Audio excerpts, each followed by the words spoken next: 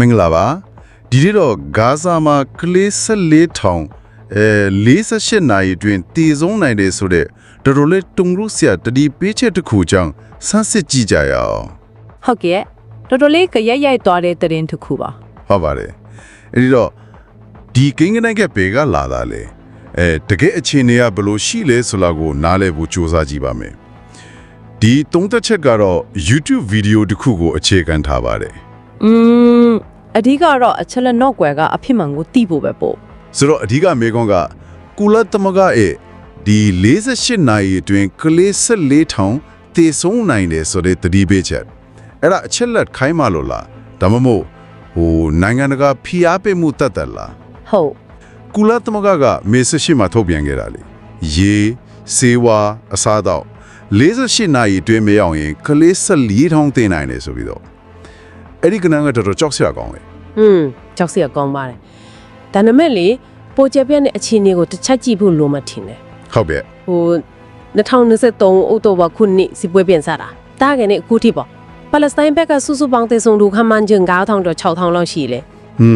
အဲ့ဒီထက်မှမြို့သမီးနဲ့ကလေးက28000လောက်အစ္စရေးဘက်က1000လောက်ကျော်တေးလေဒါကလာပေါင်းများစွာစုစုပေါင်းလीဟုတ်ပါတယ်ဆိုတော့ရပိုင်းလေးအတွင်းမှာကလေးချိပဲ4000တေးပြီဆိုတော့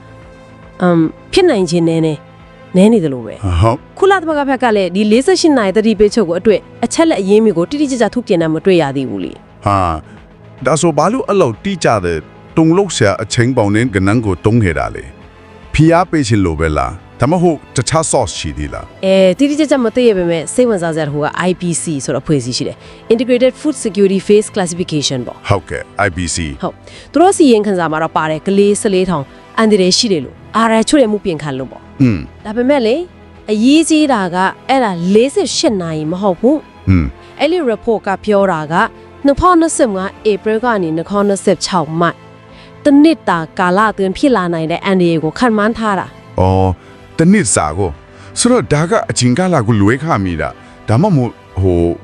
အရေးတီးတီဖြစ်နေလာကိုပို့ပေါ်လွင်အောင်ချက်ကားလိုက်တာဖြစ်နိုင်တာပေါ့ဟုတ်ပါတယ်အဲ့လိုဖြစ်နိုင်ခြေရှိပါတယ်စကလုံးအသုံးလုံးလွဲတာမျိုးဒါမှမဟုတ် emphasize လုပ်ချင်တာမျိုးပေါ့အဲ့တော့ကနန်းတရကြ48နာရီဆိုတာမားနေတယ်ဆိုတော့ဂါဇာချင်းကြီးကတော့တကယ်စိုးနေတယ်ဆိုတာညွှန်လို့မရဘူးမဟုတ်လားအဲ့ဒါကတော့လုံးဝအမှန်ပါပဲလူသားချင်းစာနာမှုအခြေအနေကအလွန်စိုးရိမ်စရာပါအစ္စရေးက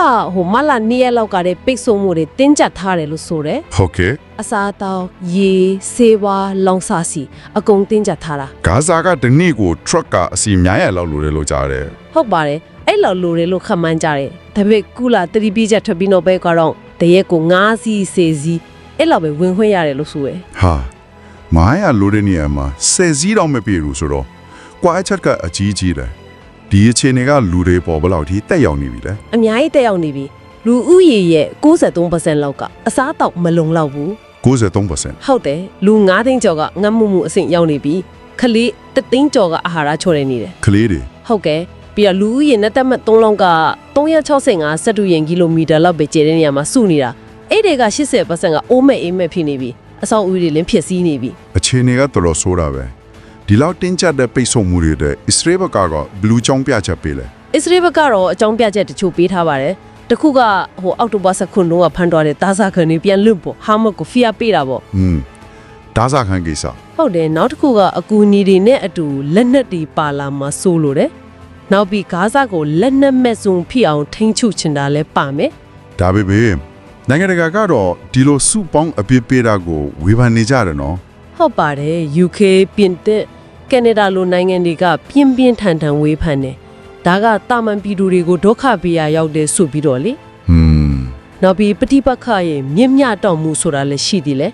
တေဆုံးမှုချို့ကိုကြည့်ရင်ပလက်စတိုင်း33ဦးသေးချင်းမှာအစ္စရေးဦးတည်တဲ့နှုံးလို့ဖြစ်နေတယ်33တော့ဒီတော်တော်ကွာပါတယ်ဒီလိုချင်းနေမှာငင်းချမ်းရေးကတော့ဘယ်လောက်ဝေးအောင်မလဲငင်းချမ်းရေးကတော့တော်တော်ခတ်ပုံရပါတယ်နှစ်ပေါင်းများစွာရှိနေတဲ့ဘာသာရေးနယ်မြေအငင်းပွားမှုတွေကအရင်ခံမယ်လေဟုတ်ကဲ့ဟာမတ်ကပိတ်ဆို့မှုရုပ်ဖို့အစ္စရေးထိန်းချုပ်မှုရှော့ဖို့တောင်းတယ်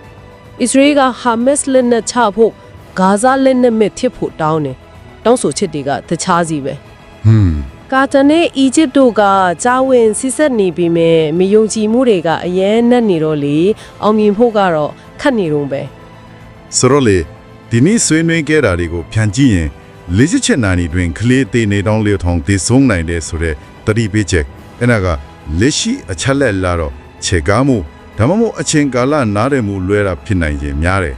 ဟုတ်ပါတယ်ဖြစ်နိုင်ကြီးများပါတယ် ဒါပေမဲ့အဲ့ဒီနောက်ဘက်ကညင်မရတဲ့အချက်ကတော့ဒါစားရဲ့လူသားချင်းစာနာမှုအချက်တဲကတကယ်ကိုဆိုးရွားနေတယ်အထူးသဖြင့်ကလေးတွေပေါ်တက်ရောက်မှုကအရန်ကြီးမားတယ် အဲ့ဒါကတော့လုံးဝအမှန်ပဲပေါ့တီးကြတဲ့ဂင်းကနန်ကြီးကိုညှင်းခွန်နေတာထက်ဖီယာဘေးဟိုတုံးတာဟုတ်မဟုတ်စဉ်းစားတာထက်အဓိကအာယုံဆိုင်ရောက်မှာကပိတ်မိနေတဲ့တာမန်ပြည်သူတွေအထူးသဖြင့်ကလေးတွေရဲ့ဒုက္ခပဲ ဟုတ်ပါတယ် ဒီပါတိပက္ခကအရာနဲ့ဆိုင်တယ်မမျှတမှုတွေရှိတယ်ငင်းချမ်းရရဖို့ခက်တယ်ဒီအခြေအနေတွေအားလုံးကအပြစ်မဲ့တဲ့အသက်တွေကိုကာကွယ်ဖို့ဘလို့ထိရောက်တဲ့နိုင်ငံတကာဆောင်ရွက်မှုတွေလိုအပ်နေတယ်ဆိုတော့ကိုမေးခွန်းထုတ်နေတယ် ဟုတ်ကဲ့စဉ်းစားစရာတစ်ခုကတော့လေဒီလိုလူသားချင်းစာနာမှုဆုံးရှုံးမှုတွေကြီးမားပြီးအမြင့်တွယ်နေတဲ့ပฏิပတ်ခတ်မျိုးကိုကဘာကြီးကကိန်းကနေနေအငင်းပွားနေတာထက်ကြော်လွန်ပြီးဘလို့နီးလဲနေနေပိုပြီးထိထိရောက်ရောက်ကင်တွယ်ဖြည့်ရှင်းနိုင်မလဲဆိုတာပါပဲ